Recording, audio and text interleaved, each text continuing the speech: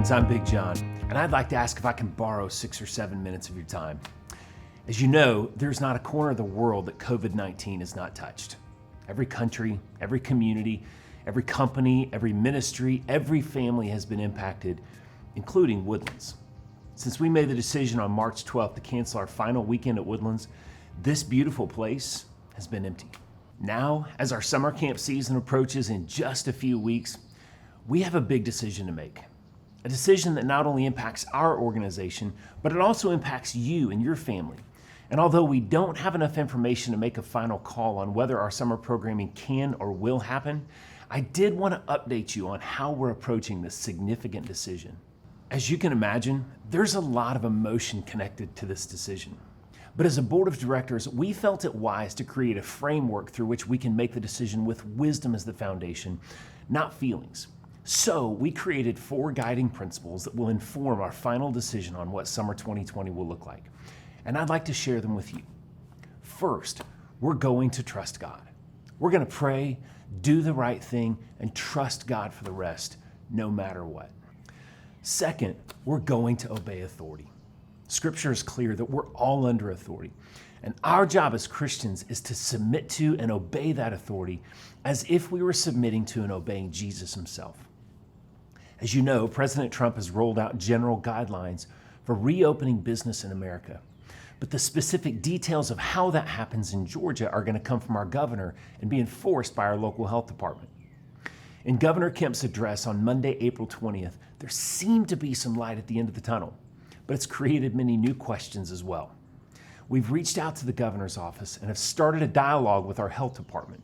And in the end, we're going to abide by the guidelines set by our local and state authorities and healthcare professionals regarding large group gatherings, distancing, and sanitation protocols.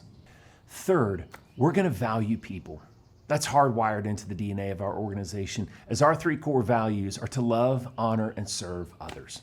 So, in deciding on whether we run camp, and if so or if not, what that looks like, we're going to love, honor, and serve you, our campers, their families, our staff, our speakers, our church partners. And here, in part, is what that looks like. If we have to cancel camp, we're going to refund your money. If we can move forward with camp, but you as a parent don't feel comfortable sending your child, we'll amend our cancellation policy this year and still give you an option to have your money refunded. That way, there's no risk for you in staying registered until we get more clarity. You know you can get your money back if needed.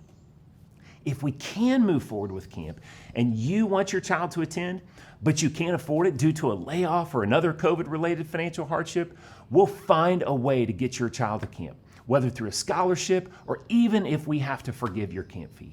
Finally, the X factor in all this is that we're going to give camp every opportunity to happen. We're not going to preemptively cancel until we are certain there is no other option. So we're going to continue hiring staff and planning programs while delaying making purchases and making a decision. Here's why it's so important that camp has every opportunity to happen.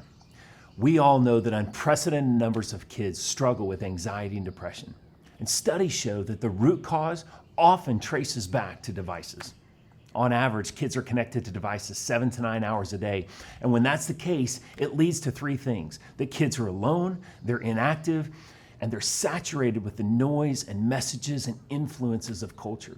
But we weren't made to be alone or inactive or inundated with toxic messages. So the end result is often feelings of anxiety and depression. But my question last summer to many campers was, have you ever noticed that those feelings start to subside at Woodlands? And most were like, yeah. And my bottom line was that at Woodlands, you're not alone. You're in community. And at Woodlands, you're not inactive. You're outside competing and playing and swimming and ziplining. And at Woodlands, you're not saturated with the noise and messages of culture. You're disconnected. And ultimately at Woodlands, you get a concentrated dose of truth through quiet time and scripture memory and chapel and porch talks in an environment where you're valued and loved unconditionally. And if all of that was true a year ago, it's true on steroids today after weeks and months of sheltering in place and social distancing. Kids need camp in summer 2020 like never before. So we're going to trust God, obey authority, value people, but we're going to give camp every opportunity to happen because so much hangs in the balance. But rest assured, we will only move forward if we're confident that we can provide a safe environment for your child and our staff. So here's what we need from you. We need you to pray. Some of you have been around Woodlands long enough to remember the Pray for Rain campaign.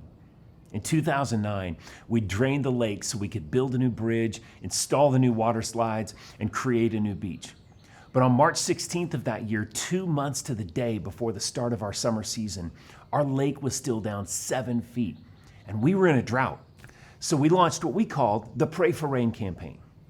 We sent out an email and social media communications and asked people to pray for rain. And people prayed, and it started to rain.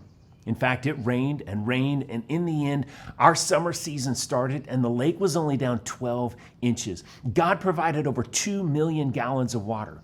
I later heard that the spring of 2009 was the rainiest spring on record in North Georgia in over 100 years, in the middle of a severe drought. We firmly believe the truth of James 5:16, that the prayers of righteous people are powerful and effective. So we're asking each of you to pray. And here's specifically what you can pray for. First, pray that God would give us the wisdom to know exactly what to do about summer.